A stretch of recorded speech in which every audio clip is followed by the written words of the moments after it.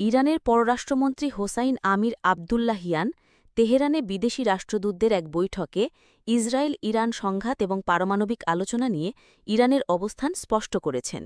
তিনি ইসরায়েলি শাসকগোষ্ঠীর আন্তর্জাতিক আইন লঙ্ঘনের নিন্দা জানিয়ে বলেন, গাজায় শুধু নিরীহ ফিলিস্তিনিরাই নিহত হয়নি, আন্তর্জাতিক আইন এবং মানবিক মূল্যবোধেরও মৃত্যু হয়েছে। তিনি অভিযোগ করেন, পারমাণবিক স্থাপনায় হামলা চালিয়ে ইসরায়েল আন্তর্জাতিক আইনের একটি নতুন রেড লাইন অতিক্রম করেছে, যা একটি গুরুতর লঙ্ঘন এবং সব পরিস্থিতিতে নিষিদ্ধ।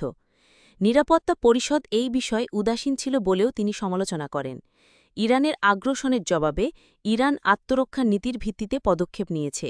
তিনি বলেন, গত রাতে ইরানের সামরিক বাহিনী ইসরায়েলের সামরিক ও অর্থনৈতিক লক্ষ্যবস্তুতে হামলা চালিয়েছে। তেহরানের শোধনাগার এবং আসালুয়ের কিছু অঞ্চলে ইসরায়েল হামলা করার পর ইরানও পাল্টা অর্থনৈতিক লক্ষ্যবস্তুতে আঘাত হেনেছে। তিনি পারস্য উপসাগরীয় অঞ্চলে সংঘাত টেনে আনাকে একটি বড় কৌশলগত ভুল হিসেবে আখ্যায়িত করেন এবং বলেন, এটি সম্ভবত উদ্দেশ্যপ্রণোদিতভাবে করা হচ্ছে এবং এর লক্ষ্য যুদ্ধকে ইরানের সীমান্তের বাইরে প্রসারিত করা। এই অঞ্চল অত্যন্ত সংবেদনশীল এবং যে কোনো সামরিক উত্তেজনা পুরো অঞ্চল এবং বিশ্বকে সংঘাতের দিকে ঠেলে নিতে পারে। তিনি আন্তর্জাতিক সম্প্রদায়কে ইসরায়েলের অপরাধ এবং আগ্রাসন বন্ধ করতে দ্রুত পদক্ষেপ নেওয়ার আহ্বান জানান। তিনি জোর দিয়ে বলেন, ইরান তার সম্পূর্ণ শক্তি এবং বৈধ অধিকারের ভিত্তিতে আত্মরক্ষা চালিয়ে যাবে। আমির আবদুল্লাহিয়ান অভিযোগ করেন, নাতাঞ্জ পারমাণবিক স্থাপনায় ইসরায়েলের হামলা আমেরিকান সমর্থন ছাড়া সম্ভব হতো না। তার কাছে এর প্রমাণ রয়েছে এবং আমেরিকান প্রেসিডেন্ট নিজেও প্রকাশ্যে এই সমর্থনের কথা বলেছেন। তাই ইরানের মতে আমেরিকাই হামলাগুলোর অংশীদার এবং তাদের দায় স্বীকার করা উচিত।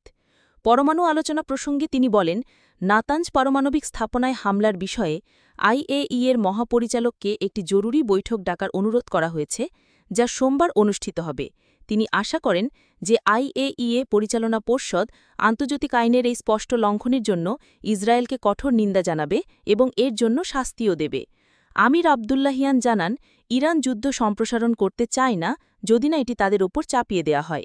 ইরান তার পারমাণবিক কর্মসূচি শান্তিপূর্ণ প্রকৃতির বিষয়ে নিশ্চিত এবং যে কোনো চুক্তির জন্য প্রস্তুত যদি এর লক্ষ্য ইরানের পারমাণবিক অস্ত্র না রাখা হয়।